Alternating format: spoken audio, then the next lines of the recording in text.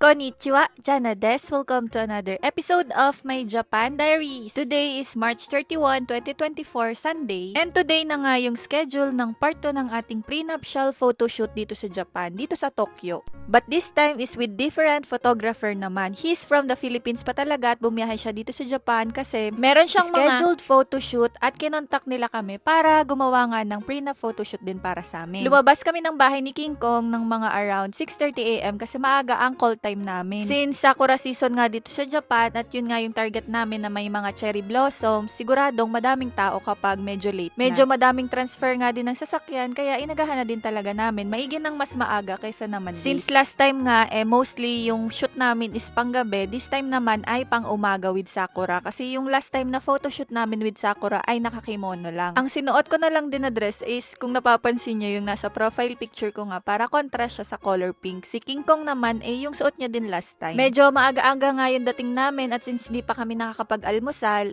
dito na kami kumain ni King Kong sa Cocos. Akala nga namin isarado pa, buti na lang meron silang breakfast buffet. Ito lang yung meron sila kapag morning, wala kayong ma-order nung mga menu nila na usual. At gusto din naman naming matry ni King Kong kasi first time namin tong magba-breakfast dito sa Cocos. Eat all you can na siya within 90 minutes for around 1,100 yen yata kung di ako nagkakamali. Nasa around 400 pesos yun. Simple lang naman yung menu nila pero grabe, sobrang sarap nung tinapay. 10 out of 10. Kaya itry nyo din guys. Maya-maya naman lumabas na nga kami dito at naglakad-lakad. Doon talaga yung venue namin sa may likod sa may mga sakura na color pink. Kung napanood nyo nga yung una naming prenup photoshoot, dito din siya pero doon sa kabilang side. Nauna kasing mag-bloom yung sa may kanan na side and dito sa may left side is ngayon pa lang siya nagbo-bloom. Madaming iba't ibang klase ng cherry blossom trees pero ito yung mas ma-color pink. Pero mas maliliit yung mga branches nito. Unlike dun sa medyo light pink, ma-white-white, mas malalaki yung puno nun at saka mas mababa. Sobrang thankful nga ako kay Lord kasi pina-experience niya sa amin ito at saka first time talaga namin to ni King Kong maghanami na together. Kasi usually talaga pumupunta lang ako sa Tokyo kapag may long vacation, hindi naman siya nasasakto na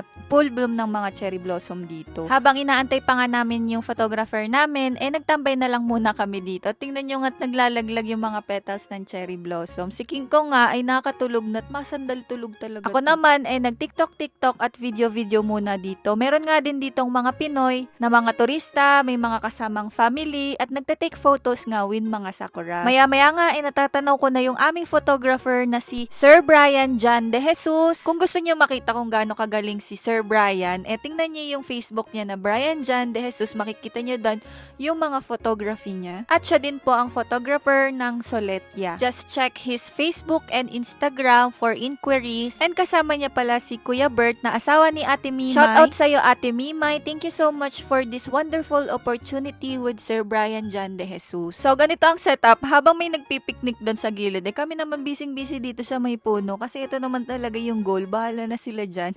Wala din naman silang pakialam Apakabait nga ni Kuya Brian at napakagaan katrabaho. Sa totoo lang, parang naglalaro nga lang kami dito ni King Kong. Diyos ko, ang puwet ng bata, nakikita. Ang kumukuha naman ng BTS o behind the scene ay si Kuya Bert. Kundi dahil kay Kuya Bert, wala tayong vlog ngayon. Kaya thank you so much Kuya Bert. Alam niyo ba guys, this year sobrang late ng pag-bloom ng sakura. Hindi siya tumama dun sa mga forecast na mga sinasabi. Mali nga din yung nasabi ko dun sa forecast. Sorry guys. Sabi nga sa global warming din, kaya ganun ang nangyari. At wala namang makakapagsabi nun agad-agad. Usually pag nga March 31, lagas na yung mga sakura tree dito. Pero ngayon, nagsisimula pa lang. At kapag nag-bloom nga ang sakura, dapat tatimingan nyo dun sa within sa isang linggo kasi after nun, manlalagas na agad sila. O diba, kahit BTS nga lang, napakaganda na ng kuha. Thank you so much talaga Kuya Bert. Oops, sa mga nakakapansin dyan na ang lusog-lusog ko na, talaga po yan. Hindi lang halata minsan.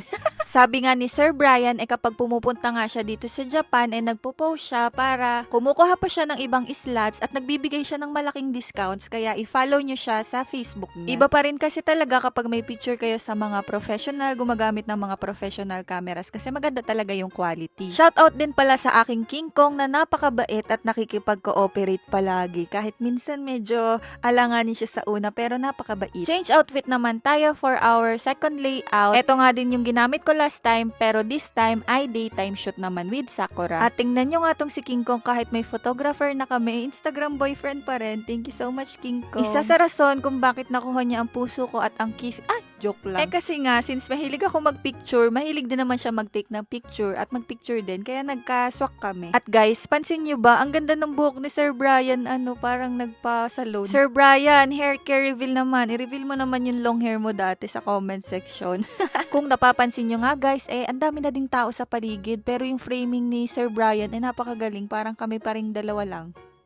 By the way, dito pala to sa Shioiri Park. Dito kasi talaga yung medyo nauna-una siyang mag-bloom. At di pa kami nakontento. May pa-flooring pa kaming ginawa, diba? Ang cute din nga nito. At take note pala ha, si Sir Brian lahat ang nagsasabi sa amin ng ipopost, kung anong gagawin. Hindi na kami nagsabi kung anong gusto namin. Kasi tiwala naman kami kay Sir Brian at nakita din talaga namin yung mga pictures niya. After that, bumiyahin naman kami dito sa May Sumida. Medyo mas malapit na nga to sa Skytree at meron din kaming target na place dito. At dito na namin minute si Kuya Ken Shoji. Siya naman yung aming videographer last time at meron din siyang isushoot today. Nag-break time nga lang kami dito kasi grabe na talaga yung init nung dumating yung tanghali. Sobrang init na. Paano pa pag summer? My gosh. Last time nga naging close na namin to si Kuya Ken at grabe yung tawanan nila dito ni King Kong dahil sa patay na kuko. May festival nga na ginaganap din today at parang merong mga nagpaparid-parid kaya napakadami ding tao. Pero unfortunately dito sa part na to wala pang mga sakura na nagbo-bloom kaya lumipat pa kami dun sa may kabila ng bridge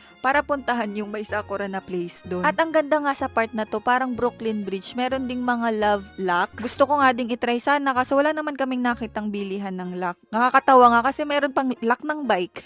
At ang ganda din ng vibe dito kasi ang linis. Tapos para kang nasa ibang bansa, hindi Japan, parang Brooklyn Bridge. Brooklyn Bridge. Sabi lang din ni Kuya Brian. Diba? Ang syala ko dito. Para nakapajama lang din naman. By the way, itong suot ko pala ay binili ko sa Shein. Pati yung veil at yung bouquet na hawak ko ay binili ko sa Shein. Pero yung bouquet ay pira-piraso kong binili at ako lang yung gumawa. Baka nga ito na din gamitin ko sa kasal para tipid.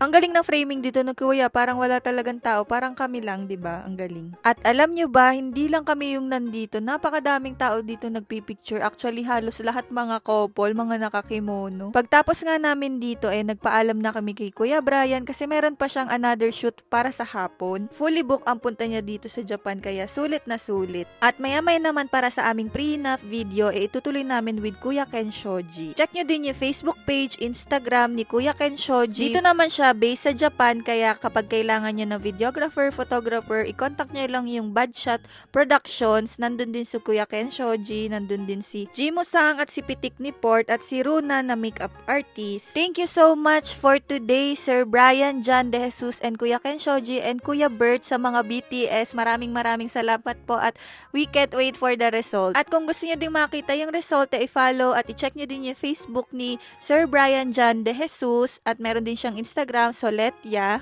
And that's it for today. Jane, may arigato. Bye-bye. See you on my next vlog. After pala nito, ay may part 2 pa. May pupuntahan pa tayong PVJ first year anniversary sa next vlog na yon. Jane!